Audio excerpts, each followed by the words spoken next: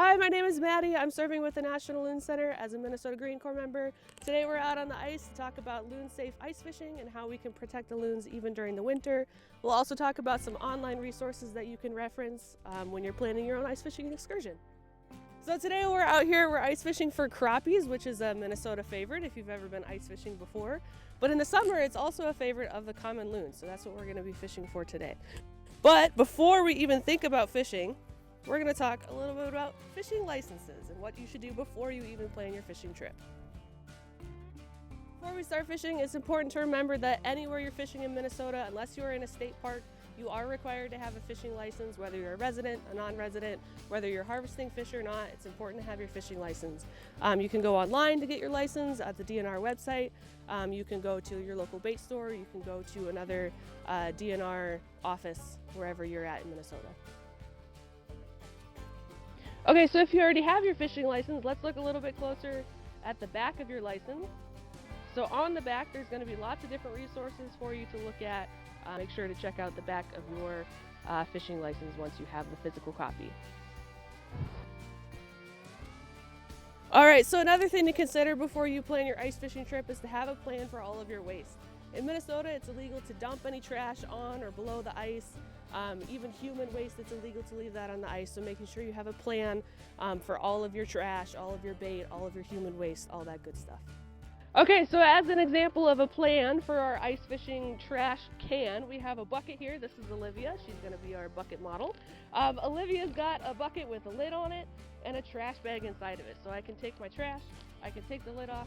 You can see the trash bag is not white so that you can see it against the snow. It's black or gray or another color that stands out against the white. Take your trash, put it in the bucket, and then you have a lid so it doesn't blow away. And it doubles as a seat. Okay, so also before you leave, you have your bucket, your trash bag, whatever it is, make sure it's secured to your sled or your snowmobile, ice house, UTV, ATV, making sure that you're not leaving anything behind, under the snow, under the ice. Things can be easily forgotten under the snow, so make sure you're being diligent about checking for that. Also, any unwanted or unused bait is also considered waste, so making sure that you're disposing of that properly. Before we leave, if we have any unwanted bait, we're going to stop at the trash can right by the entry to the park and make sure we're disposing of anything that's not wanted and not leaving it on the snow, on the ice, or in the lake.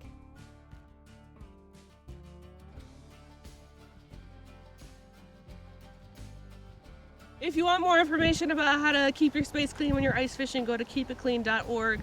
They have lots of good resources for you there too. Okay, so now that we have our fishing license, we have our plan for trash, now we can finally start fishing. So like I said earlier, we're fishing for crappies. Crappies go for lots of different types of lures, so we have a whole little tackle box full of all kinds of different things. There's some jigs in there, there's some Swedish pimples, different kinds of lures. They may all look a little bit different, but they have one thing in common, and that's that they are all non-toxic, lead-free tackle. So most of the fishing tackle that's out there is manufactured with lead. A lot of ice fishing tackle is made out of things like tungsten or bismuth or tin, something else that's not lead because it's a little bit heavier, so it's more preferable in the winter. But during the summer, it can be hard to find non-toxic alternatives, non-lead alternatives.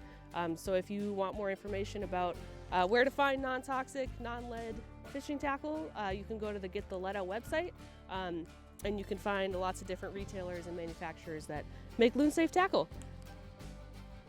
Well, thanks for joining us out on the ice. Keep watching to learn more about those websites that I mentioned, as well as nationallooncenter.org and more resources about loons. If you are doing your own ice fishing this winter, send us some comments or some pictures of your fish, and let us know what you're doing to keep loons safe during the winter. Land or a fish?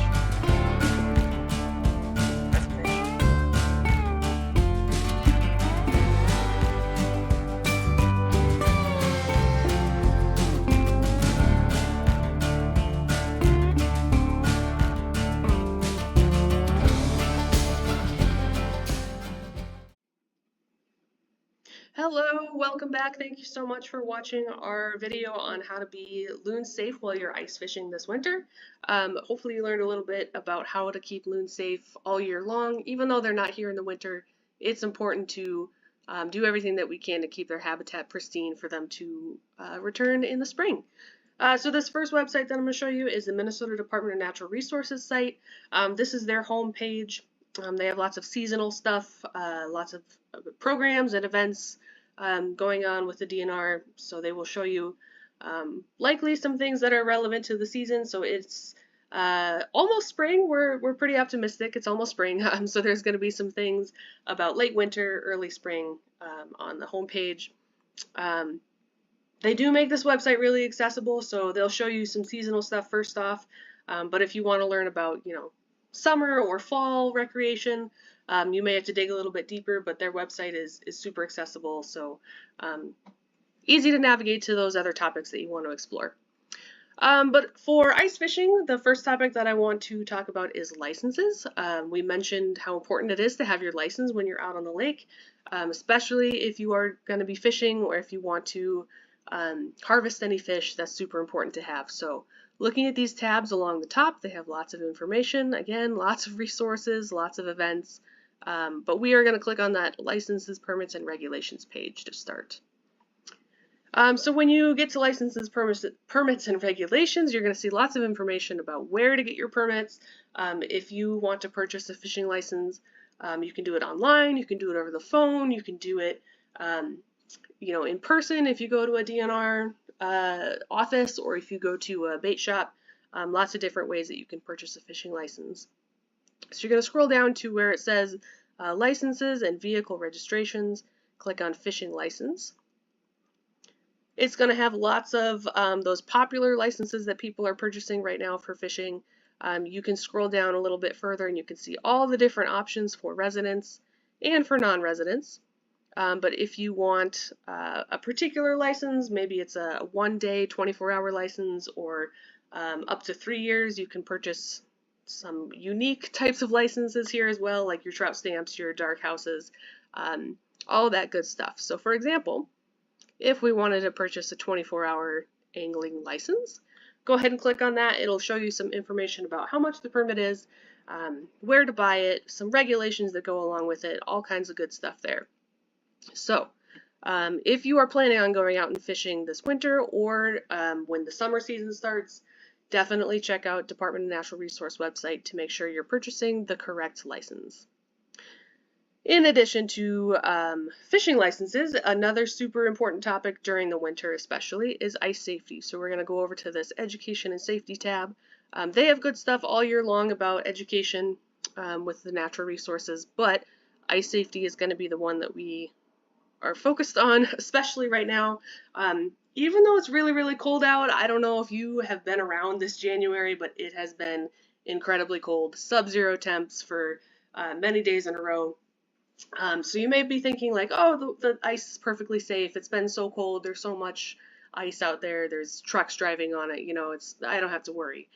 That's not entirely the case. Ice is never 100% safe. There's always ways that you can be prepared. Things that you need to have in mind when you go out on the ice, different things to consider, like gear to bring. The one that I'm going to point you towards here is this ice thickness guideline tab. These numbers are critical to have it in your brain or just on hand whenever you go out on the ice, making sure that especially during the beginning and the end of the ice season, as ice levels fluctuate and vary, making sure that you know what is safe for being on foot, being in a vehicle, having your ice house out there. So definitely check out the Minnesota Department of Natural Resources website. Lots of good resources. They can be a really, really great tool to use for information about fishing. Alright, so this next website that we're going to look at is Keep It Clean Minnesota. This has a lot of good information about how to keep the ice clean during the winter time, because it's easy to forget that when we leave all this garbage and waste and stuff on the ice, it's easy to think that, well, the snow will just cover it up, it'll disappear, like it'll be gone. But the reality is, once the ice melts, all that stuff is going into the lake, and there's not really anything we can do about it at that point. So it's important to make sure we're following all of the guidelines and recommendations to be clean on the ice. So we're going to go ahead and click on the home page here. Lots of information about the organization, how to get involved, some background about the organization. But we're going to scroll down to 5 action items that you can take. Hit learn more. And it'll bring you to those action items. We talked a lot about these during the previous clip when we were out on the ice, but again, just making sure you have a plan for your trash, making sure you're using colored bags, don't leave anything out on the ice, put it under the ice, don't do that. Making sure everything is secure before you leave your spot, and making sure that if you are using an ice house, you are not leaving any materials behind, like the wood blocking, insulation, you know, like septic waste, believe it or not, is a real big issue. So making sure that you are being responsible with your septic system and how to properly dispose of that, making sure you're up to date on where any of the open dump sites are during the winter. I know it can be difficult to find somewhere easy and convenient to dispose of all of your septic, but making sure that you're finding somewhere that's not the lake to dispose of that kind of stuff. So lots of good info on Keep It Clean Minnesota. Definitely check that website out. Alright, so this third website is the Get the Lead Out program through the Minnesota Pollution Control Agency. You can see that they are a part of the MPCA, so their website is actually housed within the PCA website. Just something to keep an eye on when you're searching for that website. So once you click on it, you'll be brought to their homepage, and you can see lots of information about why and how lead is toxic, how it ends up in our loons and our other wildlife. It also has lots of information about how you can get involved. So what can you do to limit the amount of wildlife that are suffering of lead poisoning? So getting involved, if you are a retailer, if you sell lead tackle in your retail store, they actually do have a rebate program that you can get involved with. So you can go ahead and click learn more. And it'll tell you if you're eligible for this program, how many funds are available, how to apply, and some other retailers that have already participated in this program. So a great way to get an incentive to get rid of your lead tackle and start selling non-lead, non-toxic alternatives. If you are a consumer and you are looking for some alternatives to lead fishing tackle and all the lead tackle that is in your tackle box, and you want to get rid of it and replace it with a non-toxic alternative, they do also have a link to that. Lots of different retailers and manufacturers that you can take a look at and their websites, where to buy non-toxic fishing tackle. So definitely check that out. Once you have your non-lead tackle and you want to get rid of your old lead tackle, there are certain places that you can get rid of it. We don't recommend just throwing it away, because then it could end up in the landfills, and other wildlife could potentially ingest it there. So we do recommend recycling it properly through either a household hazardous waste facility or somewhere that has a lead tackle drop-off. So Get the Lead Out has lead tackle drop-off sites all across the state. The National Loon Center is one of them, so if you are near the Cross Lake or Brainerd area and you want to come drop it off, we do have a site at the U.S. Army Corps of Engineers campground. There's a little drop-off box that you can drop off your lead tackle, or you can bring it into the Nest in Cross Lake Town Square, and we'll take it there as well. We do weigh it at the end of every year, and we report how much tackle we've collected and gotten out of the lakes. So definitely bring it there if you want to be a statistic in that weighing of lead tackle at the end of the year. So last year we measured 20 pounds. We collected 20 pounds of lead tackle.